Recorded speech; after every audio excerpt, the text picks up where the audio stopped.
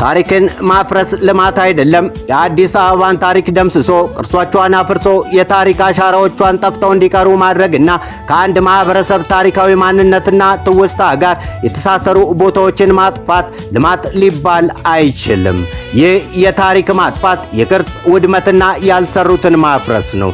አዲስ አበባ በውስጧ ያሉ ታሪካዊ ቦታዎች ቅርሶችና የከተማዋ የትውስታ ምልክቶች የዛሬ ትውልድ ብቻ ሳይሆኑ የትውልድ ትውልድ የጋራ ቅርሶች ናቸው። እነዚህን በተደጋጋሚ ጊዜ ማፍረስና ማጥፋት ማለት የከተማዋን ነፍስ ከታሪኳ መነጠል ማለት ነው። ከ60 በላይ ዓመታትን ያስቆጠሩ ታሪካዊ ቅርሶችን በአንድ ቀን ማፍረስ ቀላል ሊመስል ይችላል። የሚፈርሰው ግን ሕንፃ ብቻ አይደለም፣ ጡብና ሲሚንቶን ብቻ አይደለም። ከሱ ጋር የተያያዘ ታሪክ፣ ትውስታ፣ ባህል፣ ማንነትና የማህበረሰብ ቁርኝት አብሮ ይጎዳል። ስለዚህ ያልሰሉትን ማፍረስ ቀላል ቢሆንም የሰዎችን ታሪካዊ ትውስታ መደምሰስ ትልቅ ጉዳት ነው። ዛሬ ደግሞ ታሪካዊን ኢትዮጵያ ሆቴል ለማፍረስ የሚደረገው ጥረት ከቀደሙት የቅርስ ውድመቶች ተለይቶ ሊታይ አይገባም። እንደነዚህ ያሉ ታሪካዊ ህንፃዎችን ማፍረስ የከተማዋን ታሪክ ከመጠበቅ ይልቅ ከትውልድ ወደ ትውልድ ሊተላለፍ የሚገባውን አሻራ ማጥፋት ነው። ታሪክን በጥላቻ ተነሳስቶ ማውደም የትናንቱን ታሪክ አይቀይርም፣ ዛሬ ላይ ግን ያሳፍራል።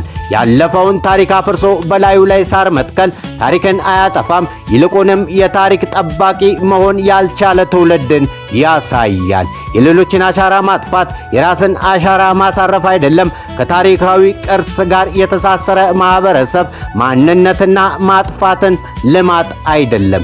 ልማት ሰዎችን ከታሪክ አይነጥልም፣ ታሪክን ጠብቆ ወደፊት ይሄዳል እንጂ አንድ ማህበረሰብ የራሱን ታሪክ ትውስታና ቅርስ እንዳያውቅ ማድረግ የከተማዋ ልማት ሳይሆን የማንነት መሸርሸል ነው። ያልሰሩትን ማፍረስ ቀላል ነው። የሚቀጥለውን ትውልድ ታሪክ መገንባት ግን ኃላፊነት ይጠይቃል። ቅርስን ማፍረስ ከተፈጠረ ጉዳት በኋላ በቀላሉ የሚመለስ ነገር አይደለም። የፈረሰ ቅርስ እንደነበረ ሊመለስ አይችልም። የጠፋ ታሪክም በአንድ ህንፃ አይተካም። ስለዚህ እኛ አራዳ የአዲስ አበባ ልጆች ህብረት የከተማችንን ታሪክ፣ ቅርስ፣ ማንነትና የነዋሪዎቿን መብት የሚጎዳ ማንኛውንም አይነት የጥፋት እርምጃ በጽናት እንቃወማለን። አዲስ አበባ ለነዋሪዎቿ ተውልን። የእኛን ከተማ ታሪክና ኑሮ የሚነካ ጣልቃ ገብነትን አቁሙ። ልማት ካለ ከታሪክ ጋር እንጂ ታሪክን በመደምሰስ አይሆንም። ከተማን መገንባት ማለት ያለፈውን ማጥፋት ሳይሆን ያለፈውን አክብሮ የወደፊትን መገንባት ነው። ታሪካችንን አናስወስድም፣ ቅርሳችንን አናስፈርስም፣ ማንነታችንን አናስደመስስም።